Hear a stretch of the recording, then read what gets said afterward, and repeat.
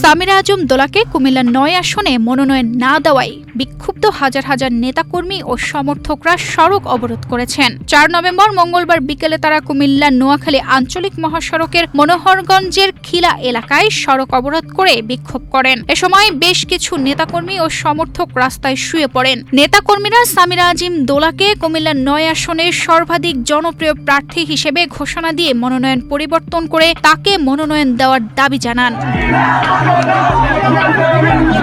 ৩ November BNP মহাসচিব মির্জা ফখরুল ইসলাম আলমগীর ২৩৭টি সংসদীয় আসনে মনোনয়ন ঘোষণাকালে বিএনপির জাতীয় নির্বাহী কমিটির শিল্প বিষয়ক সম্পাদক ও লাকসাম উপজেলা বিএনপি সভাপতি এক্সট্রিম মশার কয়েল প্ল্যান্ট ফাইবার দিয়ে তৈরি, তাই সহজে ভাঙে না, সুগন্ধিযুক্ত ও নিরবিচ্ছিন্নভাবে জ্বলে। ডেঙ্গু, চিকুনগুনিয়া বাহি সহ যে কোনো মশার বিরুদ্ধে দেয় এক্সট্রিম সুরক্ষা। মোহাম্মদ আবুল কালামকে কুমিল্লা ৯ আসনে দলীয় প্রার্থী হিসেবে ঘোষণা দেন। এতে মোহাম্মদ আবুল কালামের অনুসারীরা খুশি হলেও বিক্ষুব্ধ হয়ে পড়েন সামিরা আজিম দোলার অনুসারী নেতাকর্মীরা ও সমর্থকরা।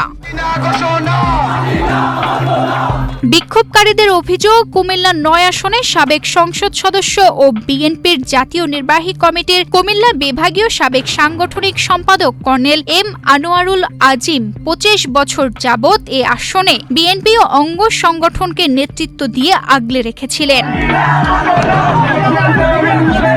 এবার প্রয়াত এ নেতার একমাত্র কন্যা সামিরা আজিমকে দলীয় মনোনয়ন চেয়েছিলেন, কিন্তু তৃণমূলের মতামতকে উপেক্ষা করা হয়েছে বলে তারা জানান। দ্রুত মনোনয়ন পরিবর্তন করে সামিরা আজিম দোলাকে মনোনয়ন দেওয়ার জন্য তারা জোর দাবি জানান।